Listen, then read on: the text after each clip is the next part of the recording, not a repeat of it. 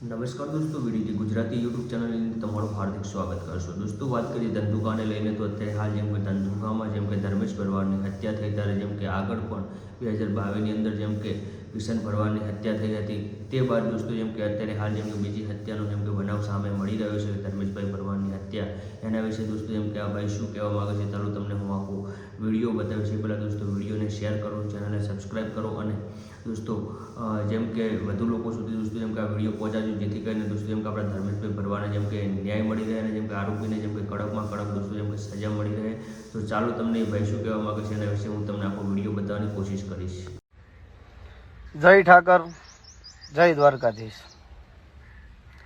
જો કે આ બધી વાતોના વિડીયા તો ન બનાવવાના હોય, પણ કેવું પડે।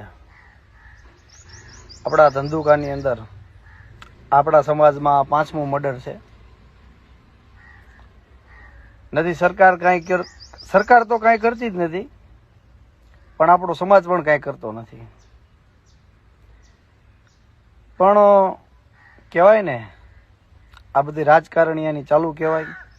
કેમ કે અમુકને રાજકારણમાં આવવાનું હોય, સમાજના નામે ઝંડા લઈને વોટ અને મત લેવા નીકળે, અમે તમારા માટે રોડનું કામ કરશું, નળ આપશું, પણ એ રોડને નળ જ દેવડાવવામાં એમની જિંદગી વહી જાય છે।